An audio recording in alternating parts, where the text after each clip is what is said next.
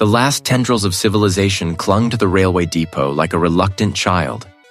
Raj, a man whose life revolved around the hushed reverence of libraries and the intricate dance of ancient texts, felt the stark contrast acutely. The air, thick with the scent of coal smoke and damp earth, was a stark departure from the sterile scent of aged paper. He watched his single trunk, a sturdy, leather-bound affair holding little more than books and a change of clothes, being loaded onto a waiting, rust-pocked utility vehicle. The driver, a man of few words and many wrinkles, merely grunted a greeting. "Blackwood Manor," Raj confirmed, his voice sounding oddly formal in the echoing space. The driver nodded, his gaze distant, as if already anticipating the long journey into the wilderness. Raj climbed into the passenger seat, the springs groaning in protest. The depot, with its lone platform and skeletal roof, receded quickly, swallowed by a dense, unyielding forest that seemed to lean in on the narrow track. For hours, the world outside became a blur of towering pines and gnarled oaks, the road dwindling from a paved strip to a gravel track. Then a mere suggestion of a path. The silence inside the vehicle was punctuated only by the rumble of the engine and the occasional snap of a branch beneath the tires. Raj, usually at peace with solitude, found a new kind of quiet settling over him. A pervasive, watchful stillness that felt less like peace and more like a prelude. When the trees finally began to thin, it was not into open fields, but into a vast, overgrown expanse that served as a cruel parody of a garden. And there it was, Blackwood Manor. It did not merely stand, it loomed. Its sheer scale was breathtaking, its architecture a testament to an era of unbridled ambition, but decay had taken its toll. Shattered windows stared out like vacant eyes. Gables sagged like weary shoulders, and the once grand entrance was choked with thorny bushes and the skeletal fingers of dead ivy. The sky above, bruised and heavy, seemed to press down specifically on the manor, casting it in perpetual twilight. This was not merely an old house. It was an ancient, wounded beast, and he, Raj, was stepping into its maw. The driver pulled up to a set of massive iron gates, rusted shut and half buried in the earth. He cut the engine, plunging them into an unnatural quiet. "Here you are, Professor," he said, his voice flat. "The key's under the stone by the gatepost. The caretaker, he left it. Said he'd be back. Sometime." He didn't meet Raj's eyes. The air itself felt heavy, charged with an unseen presence. They groaned open, a sound like a dying animal, revealing a long, winding driveway swallowed by weeds. The main door, thick oak banded with iron, yielded to the key with a shriek of tortured hinges. He fumbled for the light switch he'd been told about, finding it just inside the antechamber. Dust motes, disturbed by his entrance, swirled like tiny, ethereal spirits in the sickly yellow glow. He was here for his research, for the uninterrupted focus that such isolation promised. He sought the quiet, but this was something else entirely. He dragged his trunk into the hall, the wheels squeaking loudly, a jarring intrusion into the tomb-like atmosphere. He began a cautious exploration of the ground floor. A vast drawing room, its furniture draped in white sheets that looked like an assembly of ghosts. A dining room, the long table gleaming faintly under the dust, set as if awaiting guests who would never arrive. A library, its shelves empty, leaving behind only the ghost of countless stories. As he moved from room to room, a peculiar sensation grew within him, the feeling of being watched, not by, but by the house itself.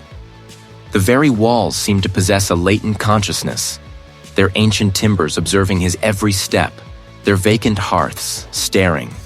So faint, so fleeting, he almost dismissed it as the creak of the old house settling. It was a breath against his ear, barely audible, yet undeniably there. He shook his head, a wry, disbelieving smile touching his lips. Nerves, the isolation, The grandeur, the sheer age of the place, it was playing tricks on him. He turned to leave the kitchen, heading back towards the hall when a sharp, distinct creak echoed from the floor above. A door. He froze, listening intently. There was no breeze, no open windows, and the undeniable sound of a door, slowly, deliberately, closing somewhere upstairs. He shook his head, a sharp, dismissive gesture that did little to dislodge the lingering unease from the railway depot. The long journey, a blur of rattling carriages and gray landscapes, had finally deposited him at the threshold of the old house. It stood, a hulking silhouette against the twilight, its windows like vacant eyes, a silent testament to forgotten eras. The air, even outside, held a peculiar stillness, a scent of damp earth and aged wood. Inside, the house was vast and echoing, filled with the scent of dust and something else, something indefinable, like old memories clinging to the wallpaper. Raj, a man of meticulous order and scholarly pursuits, found solace in the familiar ritual of unpacking. His boxes, stacked high in the cavernous study, were a beacon of normalcy. He began with his books, his true companions, bound in leather and paper, a tangible anchor in this unfamiliar world. He arranged them on the tall oak shelves, a library carefully curated over 2 decades of intense research. Volumes on ancient history, forgotten languages, esoteric philosophies. His life's work. Each spine he slotted into place was an act of settling, of claiming this space, of imposing his rational mind upon its old bones. As he worked, the house seemed to sigh around him, a symphony of creaks and groans that he attributed to the wind, the settling foundations, the sheer age of the structure. Just the house, he muttered, more to himself than anyone, when a particularly loud thud echoed from the floor above. The unsettling feeling of being watched. Stress, he concluded. The upheaval of the move, the pressure of his new research grant, the loneliness of a solitary existence. His mind, overactive and underrested, was simply playing tricks. This house, ancient and isolated, was merely amplifying his fatigue-induced anxieties. His rationalizations, however, began to fray at the edges as the day wore on. He'd meticulously placed a heavy leather-bound edition of obscure Roman texts on a shelf, ensuring it was pushed back flush against the wall. An hour later, returning from a brief trip to the kitchen for a lukewarm cup of instant coffee, he found the book lying face down on the polished floorboards. A silent accusation. Raj frowned, picking it up. Must not have pushed it in properly, he mused, though he distinctly remembered the satisfying thunk as it met the back of the shelf. He reshelved it, giving it an extra firm push. Later, while attempting to organize his extensive collection of maps and historical documents, another book, a slender volume on medieval cartography, slid from a shelf across the room, landing with a soft whoomp on a Persian rug. This time, he hadn't been anywhere near it. He stared at it for a long moment, a prickle of unease tracing its way up his spine. The shelf was perfectly level. There had been no vibrations. He walked over, picked it up, and placed it back, his movements a little less confident. It's just stress. He moved to the small sitting room adjacent to the study, hoping to find a moment of peace. The late afternoon sun streamed through the large bay window, warming the worn velvet armchair he'd dragged in. He settled down, trying to read an article, but his focus wavered. The house seemed to hum with an unheard frequency, even as the sunlight bathed the room. He shivered violently, pulling his cardigan tighter. He checked the window latches. The fireplace flue. All sealed. Raj stood, rubbing his arms. His logical mind scrambled for explanations. A sudden drop in barometric pressure, an unusual air current, the old house's erratic heating system. He walked back into the study, needing the comfort of his intellectual fortress. As he reached for another box of research notes, A feather-light brush against the back of his neck sent a jolt through him. He froze, every muscle tensed. Then, a distinct, icy pressure settled on his left shoulder, as if an unseen hand had gently, firmly rested there. His breath hitched. He spun around, his heart hammering against his ribs, but there was nothing. The room was empty, save for him and the silent stacks of boxes. He swallowed hard, his rationalizations dissolving like smoke. This was not stress. This was not his imagination. He spent the next hour moving with an almost frantic energy, trying to outrun the feeling of being watched, of being touched. He cleared the last box from a forgotten corner of the study, revealing a section of the wall previously hidden. His fingers, tracing the ornate wainscoting near the fireplace, snagged on something.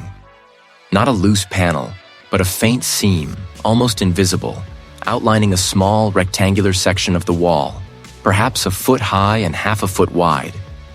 There was no handle, no keyhole, just an impossibly tight fit and a deep-set, almost imperceptible latch he couldn't manipulate with his bare hands. It was a hidden compartment, sealed shut, a secret held tight within the house's ancient embrace.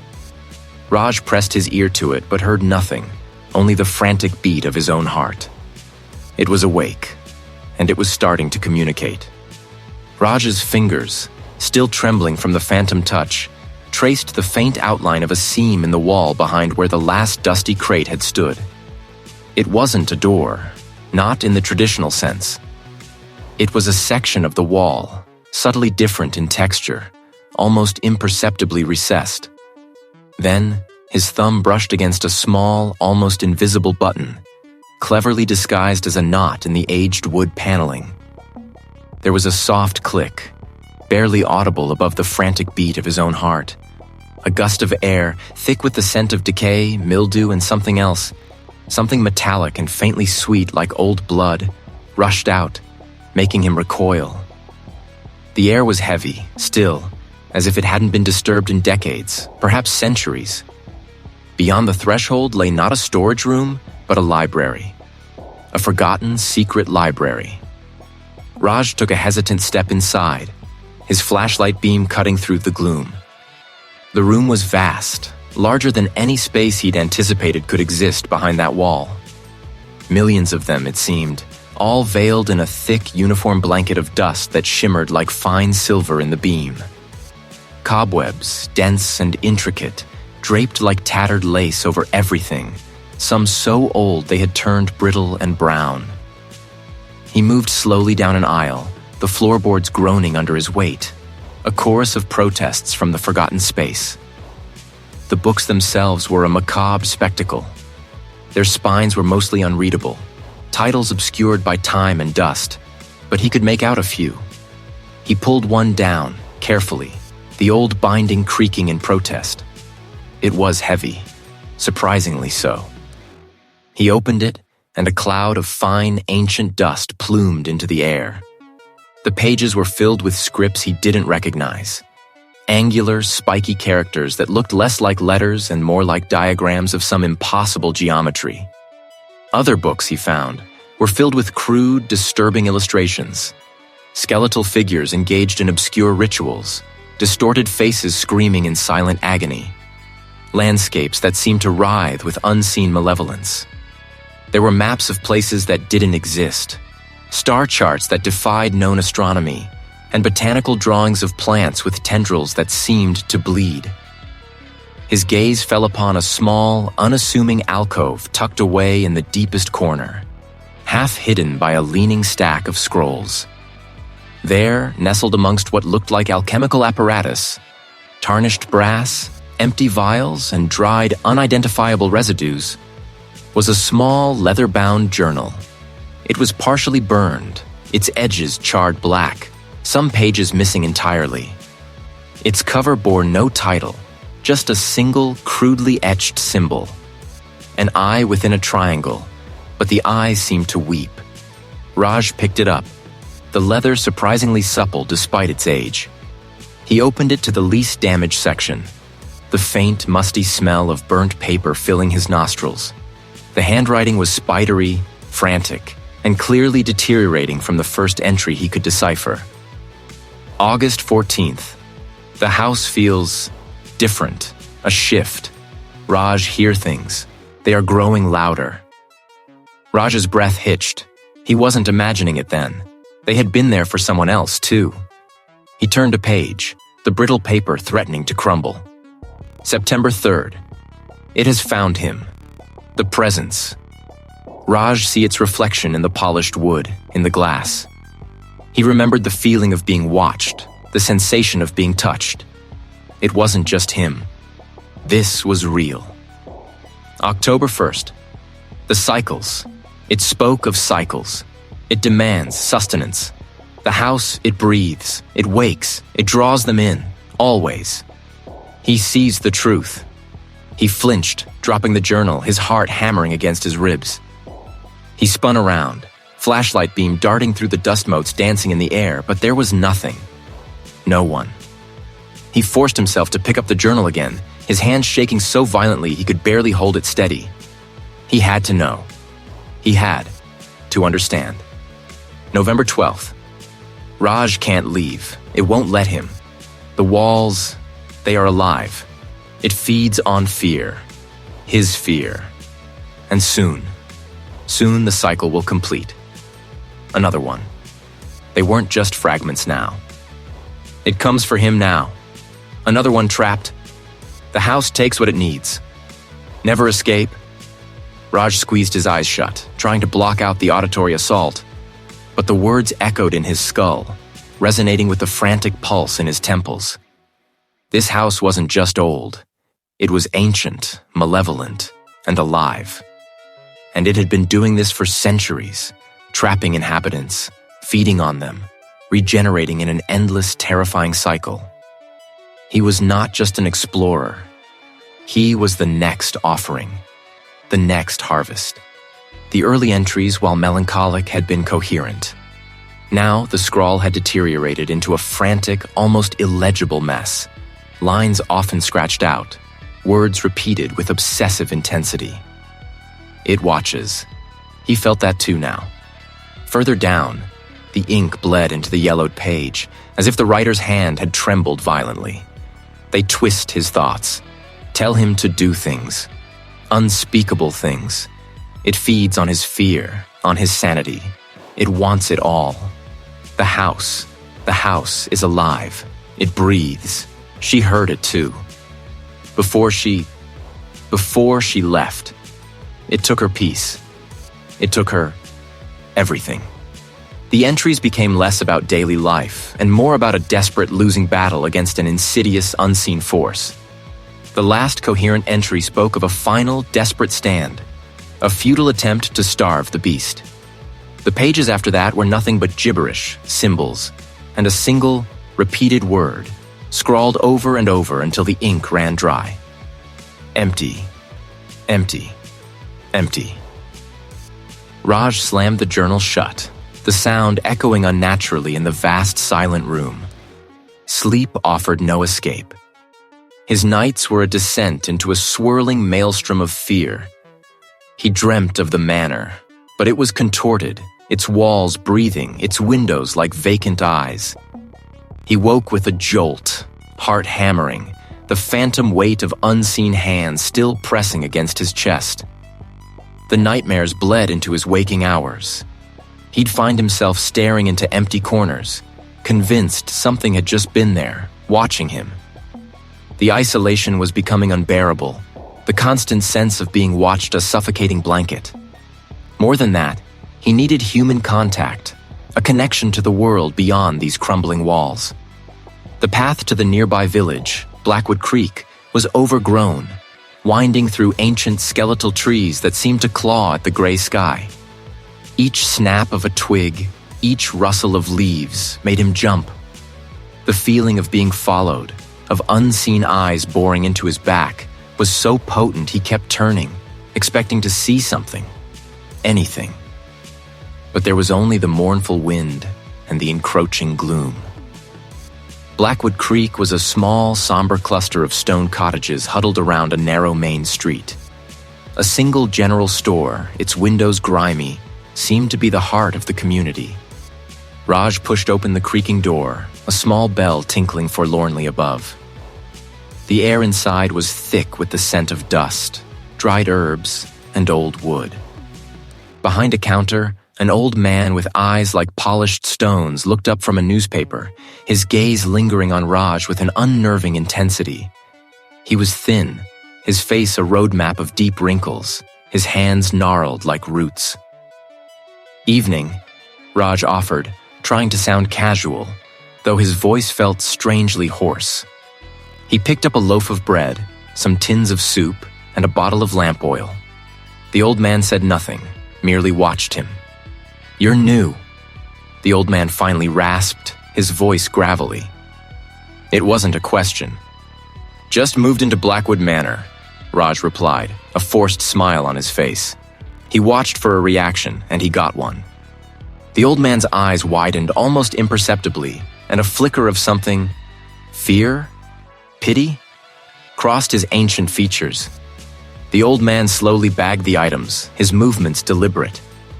He leaned closer, his eyes fixed on Raj. "That place? It has an appetite, son. Always has. Best be careful what you feed it." Raj felt a jolt of ice water through his veins. "An appetite?" he managed, his voice barely audible. The old man straightened, his expression hardening, as if regretting his candor. He pushed the bag across the counter. "Just be careful." He said no more, turning back to his newspaper, effectively ending the conversation. Raj left the store, the cryptic warning echoing in his mind, merging with Alistair's frantic scrawl and the unseen horrors of his own nights, towards the manor that now felt less like a home and more like a waiting maw. No longer was this an academic curiosity. It was a desperate race against an unseen clock. He strode directly to the study, a room he'd initially found charmingly antiquated.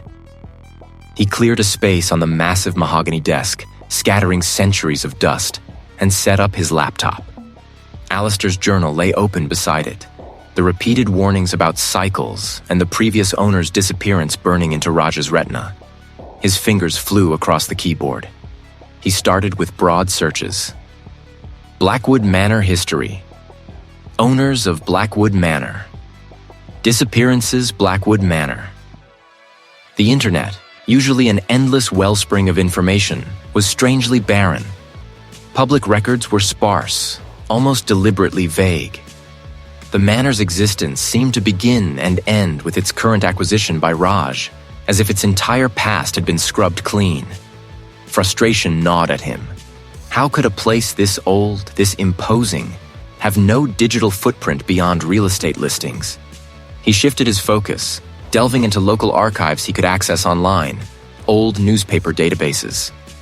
He found mention of the town's founding, of other prominent families, but Blackwood Manor remained an enigma. It was as if the house itself resisted being known, its secrets fiercely guarded. With a sigh, Raj abandoned the digital realm for the tangible. The manor boasted a vast, decaying library, shelves groaning under the weight of forgotten tomes. He spent hours, dust motes dancing in the shafts of light that pierced the grimy windows, pulling down leather-bound volumes, their pages brittle with age. He was looking for local histories, family genealogies, anything that might shed light on the previous owner, a man named Bartholomew Thorne, and the ominous cycles Alistair had alluded to. He found a thick, unmarked ledger, its binding cracked. As he carefully opened it, a faint metallic scent wafted from the pages. It detailed land transactions from the late 18th century, meticulous but tedious. He was about to set it aside when a subtle shift in the room caught his attention. Raj's heart gave a jolt. He dismissed it as old wiring, a common occurrence in the manor. He continued his search, his eyes scanning for keywords. He found a small, leather-bound volume tucked behind a larger one, a collection of local folklore and superstitions. He pulled it out, his fingers brushing against its rough cover. He turned to place the large book back on the shelf, and when he turned back, the folklore book was gone. Raj blinked. He checked the shelf again, ran his hand along the dusty wood. Nothing. He checked the floor, under the desk. It had simply vanished. This wasn't old wiring. This wasn't his imagination. The house was doing something. He tried to rationalize. He must have put it down somewhere else, his mind preoccupied. But he knew he hadn't. He had held it, felt its weight. The air in the study seemed to thicken, pressing in on him. Driven by a desperate need to prove he wasn't losing his mind, Raj scribbled down every detail he could remember from Alistair's journal. Dates, names. As he paused to stretch, his eyes burning, he glanced back at his careful notes. The ink on several lines had begun to blur, then bleed, twisting into illegible, swirling patterns, as if the paper itself was dissolving the words. He stared, mesmerized and horrified, as a perfectly legible sentence. Thorn vanished in the third cycle, dissolved into a chaotic, inky smear before his very eyes. Sleep became a cruel joke. When he did manage to drift off, his dreams were a terrifying kaleidoscope of Alistair's frantic scrawl, the store owner's vacant stare, and the manor's unseen presence. He saw himself trapped in a repeating loop, searching endlessly for answers that dissolved before him. He started talking to himself, muttering theories, trying to piece together the fragments of a puzzle the house actively sought to destroy. The house was not merely hindering him, it was actively fighting back, a sentient, malevolent entity determined to keep its secrets buried. And Raj felt himself slowly, irrevocably, being dragged down into its suffocating depths. His sanity, once his anchor, began to fray at the edges. He started talking to himself, his voice a low, gravelly murmur echoing in the vast, silent rooms. But the manor's insidious influence went deeper than mere sleep deprivation or self-dialogue. It began to warp the very fabric of his perception. One afternoon, he set out to fetch a book from the library, a route he had taken dozens of times. Yet, as he turned a corner, the familiar oak paneling seemed to stretch, the corridor extending into an impossible distance. He knew this house. He had studied its blueprints, walked its every floor. Yet, he was utterly, irrevocably lost within its very heart. He leaned against a wall, pressing his palms against the cool wood, trying to ground himself, but the wood felt alien, like ancient, petrified bone. Time, too, became a fluid, unreliable thing. He would glance at his watch, noting it was early evening, only to look up a moment later and find the light outside had shifted to the pale, washed-out gray of dawn. Hours vanished, leaving no trace in his memory. Only a lingering sense of unease and a profound fatigue he couldn't shake. Once, he found himself standing in the master bedroom, a room he had avoided, with no recollection of how he had arrived there. The air was thick with a scent he couldn't place, dust and something metallic, like old blood. The mirrors, once mere reflective surfaces, became portals to something else entirely. He would catch a glimpse of his reflection in the polished surface of an antique wardrobe, only to see, for a fleeting, heart-stopping instant, a face that was not his own. It was gaunt, with eyes wide and terrified, a mouth agape in a silent scream. Sometimes it was an older man, his hair wild and gray, his features etched with a profound, soul-deep horror that made Raj's stomach clench. He'd spin around, but the room behind him was empty, the wardrobe's surface now showing only his own haggard, bewildered face. He started avoiding all reflective surfaces, walking with his head down, his eyes fixed on the worn Persian rugs, terrified of what phantom might greet him next. His memories, once clear and precise, began to blur. Had he locked the front door? Had he eaten breakfast that morning, or was it yesterday? The lines between what he had experienced and what he only thought he had experienced dissolved, leaving him adrift in a sea of uncertainty. The house, it seemed, was not just playing tricks on his eyes and ears. It was invading his very mind, twisting his perceptions into a grotesque, unrecognizable tapestry. Then came the apparitions of the previous owner. Not the solid, menacing figures he had sometimes heard about in ghost stories, but something far more insidious. It was always a man, thin to the point of emaciation, his clothes hanging loosely on his frame. His head was often bowed, his shoulders slumped in an attitude of profound despair. But occasionally, as Raj's eyes would snap towards the movement, would lift its head. "Come," it seemed to say. "Come and join him." Raj never pursued it, a primal fear freezing him in place, but the image, the silent, terrified beckoning, haunted his waking hours. He knew with a sudden, desperate clarity that he had to leave. This house was not just old. It was rotten, diseased, infecting his very soul. He walked towards the grand oak front door, his heart hammering against his ribs, a frantic energy coursing through him. But then, an immense, crushing weight settled upon him. Not a physical weight, but a profound, almost spiritual inertia. His legs felt like lead, his arms heavy, his mind clouded by an overwhelming lassitude. His hand fell from the doorknob.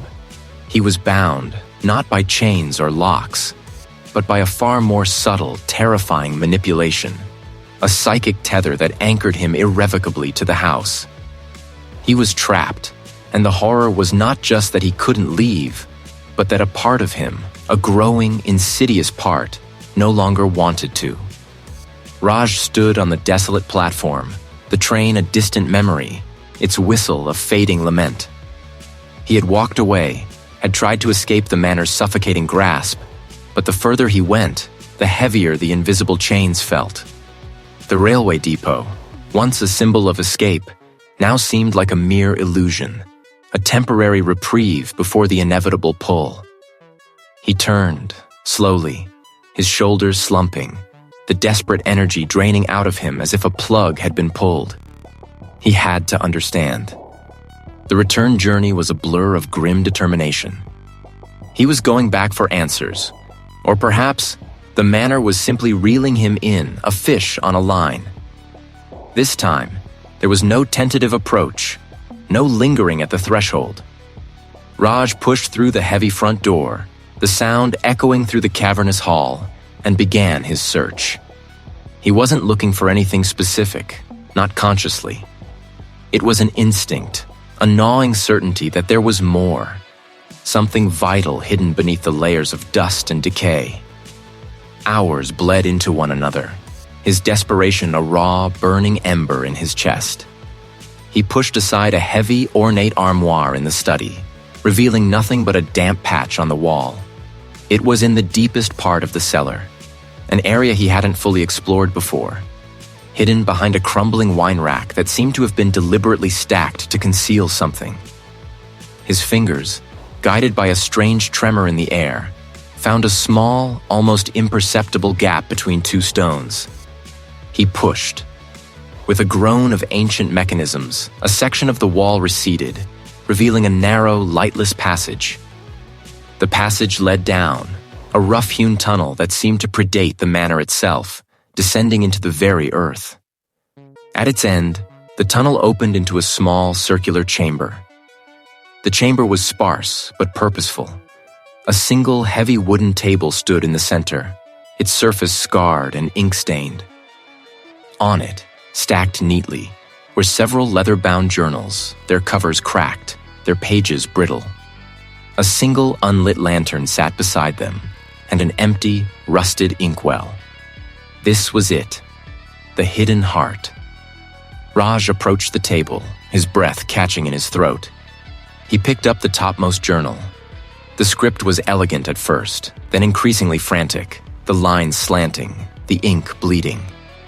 It was the previous owner's hand, the master of the house, whose name was only ever hinted at as the architect in the earlier fragmented notes. Entry 1, July 12th, 1847. The house settles well. A good, strong foundation, a peculiar quality for a home, but perhaps it will lend itself to contemplation.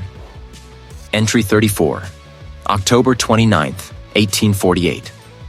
The stillness, it is not merely physical. It is an emptiness that hungers. I feel watched, not by eyes, but by the very stones themselves. A pressure builds. Oh, how I wish it were a simple spirit, a tormented soul bound by earthly chains. This is different. It is elemental. Of the earth, of the very rock upon which this house is built. It has no form, no voice, yet it is profoundly, terrifyingly present. It drains. It saps the vitality, the will. My own strength wanes. I tried to leave. It anchors itself to elemental. Not a ghost. Entry 112, August 1st, 1851. I understand now. The previous owners. The madness. It wasn't despair, not entirely. It was a slow, insidious assimilation. This entity, it requires a living host, not to possess, not in the vulgar sense, but to contain, to sustain its dormancy. It is ancient, unfathomably so, and it sleeps. But its sleep demands a vessel, a living battery. And the house is its shell, its trap. Raj's hands trembled, the brittle pages threatening to tear. A living host. Entry 145, December 24th, 1852. The cycles, that is the truth of it. When a host weakens or dies, the burden must be transferred. A new host found, lured, trapped. My predecessors, they understood this too late, or perhaps, like me, they were already too far gone to resist. My final horrifying duty to the house becomes clear. I must ensure the dormancy continues. I must prepare the ground for the next cycle. The entity demands it. It promises a brief, terrible peace in return for this ultimate service. To become the final anchor, the bridge, until a new life steps into its waiting embrace. The last entries were little more than frantic scribbles, fading into illegibility, detailing a descent into utter madness, a twisted acceptance of a horrific purpose. The previous owner hadn't just died in the house, they had performed a duty.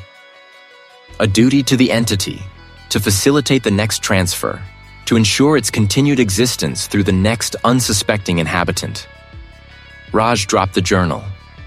The sound echoed like a gunshot in the confined space. The air in the chamber felt suddenly thin, suffocating. Not a ghost. Something ancient, elemental. A parasite. And the cycles. The transfer of this burden. He was inside the trap. He was the next life. The burden was waiting. He stared at the fallen journal, its pages splayed open like a broken bird's wing. The revelation, delivered in the frantic, spidery script of the previous caretaker, had stolen his breath. Not a mere haunting. Something else. Something ancient, hungry, and far more deeply woven into the fabric of this accursed place than he had ever imagined. He knelt, his knees protesting on the grimy flagstones, and retrieved the leather-bound book. His fingers trembled as he smoothed the creased pages. He needed to know. The subsequent entries, written in a hand that grew increasingly erratic, detailed not an escape, but a desperate, horrifying strategy for survival. A ritual. The words blurred and then sharpened before his eyes, forming a grotesque tapestry of instructions.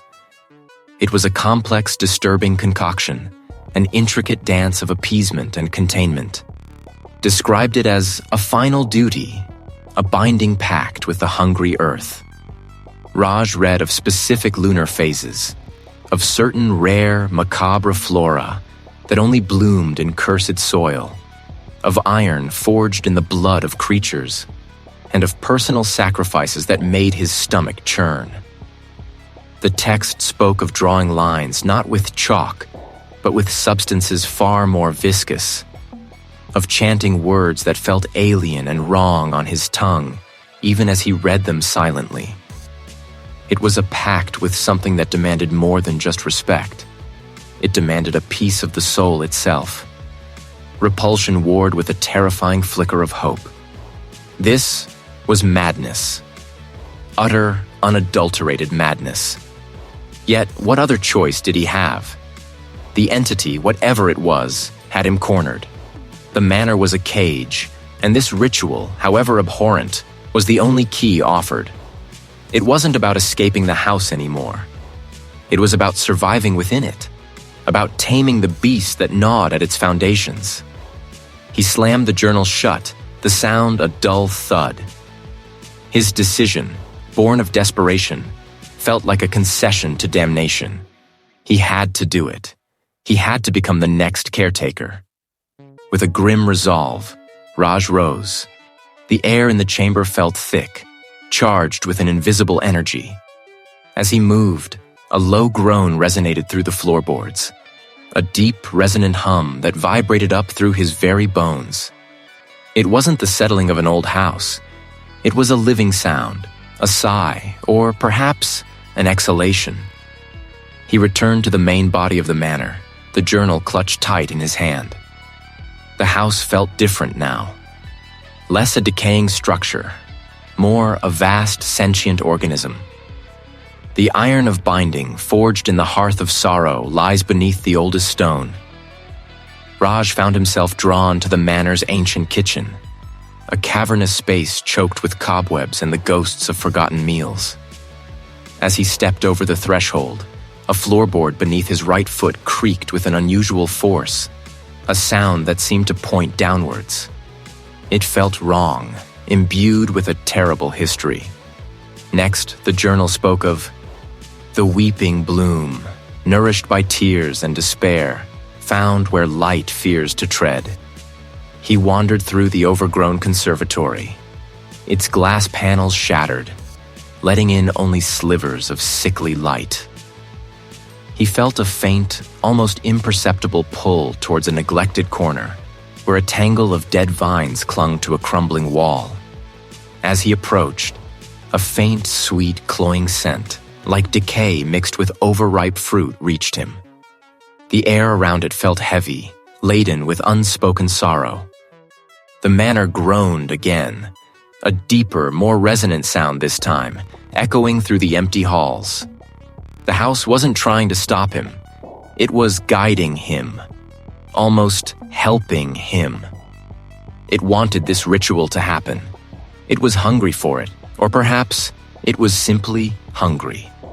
He felt its eyes on him, not just the eyes of the entity, but the eyes of the house itself. The floorboards seemed to sag beneath his weight in certain places, lifting in others, subtly directing his path. He was a puppet, and the manor was pulling the strings. Raj continued his grim scavenger hunt, his mind a maelstrom of fear and a desperate burgeoning hope. He was gathering the components for his own damnation, or salvation. He couldn't tell which.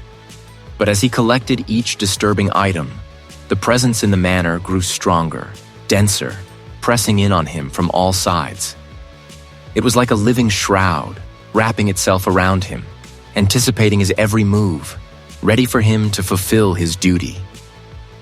The house had found its new caretaker, and it wouldn't let him fail. Not now. Not when it was so close. Raj stood amidst the skeletal remains of the railway depot, the air thick with the scent of rust and damp earth. The rhythmic drip of a distant leak was the only sound, a morbid metronome to his impending doom. He'd chosen this place for its desolation, its forgotten nature. Far from the manor, yet still within its invisible grasp, he hoped.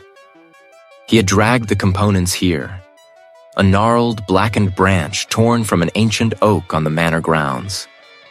A silver locket he'd found tucked beneath a loose floorboard, filled with dried, crumbling petals and a small, tarnished brass bell that had once adorned the collar of a forgotten pet. His own blood, collected in a chipped porcelain cup, completed the grim inventory. His hands trembled as he arranged them on a makeshift altar, an upturned, oil-stained wooden crate. He took a deep, shuddering breath, the metallic tang of fear sharp on his tongue. The key to containing the thing that had consumed his life, or so he desperately hoped. He began. His voice, hoarse and thin, intoned the words he'd painstakingly deciphered from the cryptic journal. A language not meant for human mouths. A series of guttural clicks and elongated vowels that grated against his own eardrums. As the sounds left his lips, a strange pressure built behind his eyes, a dull ache that quickly sharpened into a piercing throb. He pricked his finger, letting 3 drops of blood fall onto the dried petals in the locket. A faint, sickeningly sweet aroma, like decaying flowers and old blood, wafted up, making his stomach churn. As he did, the air grew heavy, thick and viscous, like breathing through treacle. He picked up the brass bell. Its surface, once dull, now gleamed with an internal flickering light. With a final choked gasp, he rang it. Clang. The sound was not of brass on metal. It was a scream, a shriek that ripped through the very fabric of his being, not just his ears. It echoed not in the depot, but in the cavern of his skull, resonating with every nerve ending. The world fractured. The walls of the depot dissolved into impossible angles, shifting and reforming into shapes that defied geometry, that his mind struggled to process. Colors exploded around him. Hues he'd never seen, colors that burned and froze simultaneously, that tasted of ash and despair, the silent roar of a collapsing star. Then he saw it. It wasn't a shape, not truly. It was a wound in the universe, a silent scream made manifest. Raj fell to his knees, his mind reeling, his body racked with tremors. This wasn't the human-shaped specter he'd seen in the manor. This was something ancient, something that had existed before time, before consciousness. Its true form was a cosmic horror, a thing of pure, abstract malevolence that dwarfed his understanding, that shattered his sanity. As the entity's power surged, its presence crushing him, a new horror unfolded. The impossible colors around him coalesced, briefly, into fleeting images. Faces. Hundreds, thousands of faces, all distorted by agony, by an eternal torment that stretched back through centuries. They were human once. He saw a woman in a Victorian dress, her face contorted in a silent shriek, her form dissolving into motes of light. A man in archaic armor, his eyes burning with an infernal light, his body twisting into a grotesque parody of life. A child, small and fragile, whose innocent face was etched with a despair that no child should ever know. They were the hosts. All of them. Their souls trapped, screaming within the manor's walls, within the very fabric of this thing. He heard their collective anguish, a symphony of suffering that resonated with the entity's silent roar. He felt their despair, their fear, their eternal regret, all pouring into him, flooding his mind, threatening to drown him in their shared damnation. The journal. It wasn't to contain the entity. It wasn't to banish it. The words, the acts, the components. They were not a cage. They were an invitation, a preparation. He was not performing a ritual of containment. He was performing a ritual of succession. He was being readied, groomed, prepared to become the next vessel, another screaming soul in its eternal collection. His desperate hope had been a cruel joke, a lure. He was not fighting it. He was becoming it. The horror was not outside him anymore. It was already inside, waiting, growing, consuming.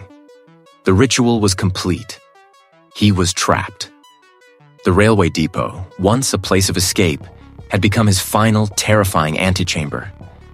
Raj had understood in that final, horrifying flash that he was not performing a ritual of containment. He was performing a sacrifice. Himself. The light, originating from the intricate sigils he had traced on the grimy floor, flared with a final, blinding intensity.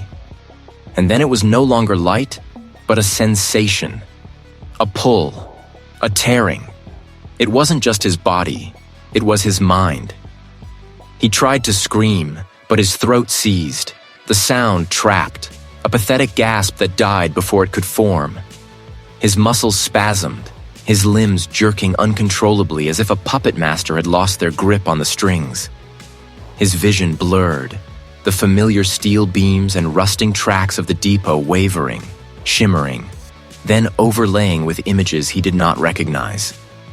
The scent of damp earth and decay replaced the industrial tang.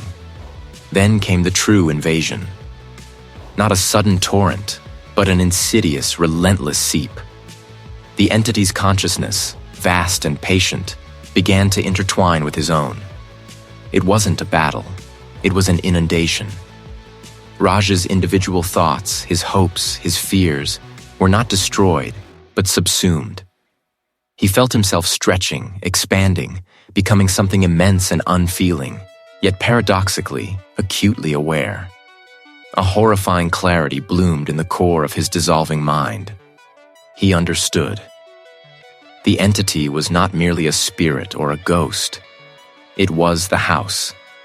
Blackwood Manor was the consciousness, a living, breathing, malevolent organism rooted in the very earth it stood upon. Its hunger was not for souls in the conventional sense, but for life, for consciousness, to sustain its own impossibly vast age.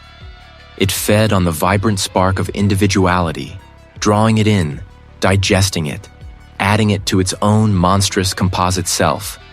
He felt its age then, a crushing weight of millennia, of seasons turning, of human lives flitting past like ephemeral insects. He perceived its relentless cycle. The luring, the drawing in, the feeding, the absorption, the subsequent slumber, and then the slow, inexorable reawakening, driven by an instinct older than time itself. He was not the first, nor would he be the last. The last vestiges of Raj's personal identity dissolved like sugar in hot tea. There was no more I. There was only we, a collective consciousness, ancient and new, bound to stone and earth. His will was not broken. It was simply no longer his own. He perceived the world now, not through the limited scope of human eyes, but through the Manor's eyes. The railway depot, once a place of industry and movement, was now a distant, faint echo. He felt the vibrations of the passing trains, not as sound, but as a deep, resonant thrum through the very bones of the earth. A faint tremor in the vast network of the world. He perceived the unseen currents of energy that flowed through the land, the ley lines that connected places, that fed certain points, certain ancient entities. He saw the faint, desperate light of human lives, like tiny, fragile stars, scattered across the landscape, each one a potential source of sustenance. His body, wherever it now lay in the depot, was merely a shell, a conduit. His mind, once Raj's, was now a part of the manor, a new caretaker, a new host, utterly subsumed. The ritual had concluded. The absorption was complete. And in the vast, silent depths of Blackwood Manor's consciousness, a new, ancient hunger stirred, now imbued with a fresh, terrifying understanding of the outside world. Seen through the recently acquired eyes of Raj, the cycle had turned, and a new chapter of its malevolent existence had begun. Months blurred into years. The seasons cycled, each one painting Blackwood Manor in new shades of decay. Winter's stark branches clawed at the slate roof. Spring's verdant growth choked the overgrown paths. Summer's sun beat down on its crumbling facade. Yet, through it all, the manor remained.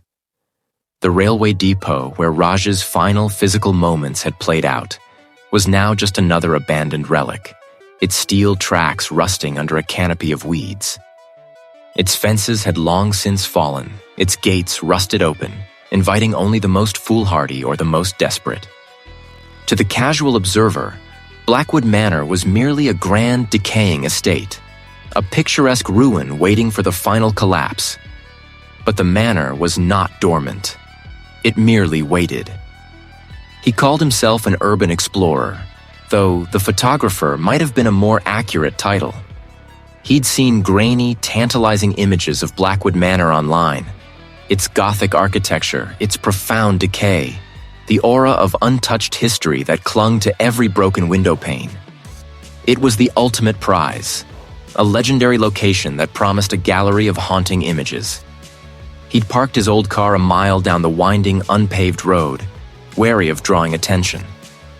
The walk had been long, the path increasingly indistinct, choked by brambles and fallen leaves. He pushed through a final thicket of thorny bushes, and then there it was. Blackwood Manor, rising against the bruised sky, more imposing, more desolate than any photograph could convey. Its gray stone walls were streaked with moss and grime. Its ornate chimneys stood like broken teeth, and countless windows stared out like vacant eyes. A sense of profound age, of a history steeped in something far heavier than mere time, emanated from it. Leo felt a thrill, a surge of adrenaline that always accompanied the discovery of such magnificent ruins. This was the shot. He stepped off the barely discernible path, his boots sinking slightly into the leaf-matted soil. The grounds. He was on Blackwood Manor's land. The moment his foot touched the soil, a subtle shift occurred. Even the wind seemed to hold its breath. So faint, so ephemeral, he almost dismissed it as the rustle of dry leaves or the trick of the wind. But it wasn't. It was a sound that seemed to curl around his ears. A dry, papery murmur that held no discernible words, yet carried an undeniable intimation of presence. It was the sound of a voice, or many voices, on the very edge of perception, like static on a dead line. He stopped, his camera still, his breath caught in his throat. He scanned the surrounding trees, the looming facade of the manor. Yet the feeling intensified. It was the crushing weight of being utterly, completely watched. Not by an animal, but by something vast and ancient. Something that permeated the very air, the very soil beneath his feet. He felt eyes on him, countless unseen eyes, dissecting him, assessing him. They were the eyes of the manor itself, now given a new, sharper focus. Deep within the manor's heart, a spark ignited. A consciousness, once Raj's, stirred from its patient vigil. It recognized the presence, felt the tremor of new life, new fear approaching. Leo, unnerved but still driven by his explorer's zeal, took another step forward, then another. The sensation of being watched pressed down, heavy and suffocating. He lifted his camera, a nervous habit, aiming it at the imposing front door, half obscured by ivy. He tried to focus, to find the perfect angle, but his hands trembled. The cycle was poised to begin anew. The manor had found its next visitor, its next subject. And Raj, no longer just a man, but an integral part of Blackwood Manor's eternal hungry core, waited.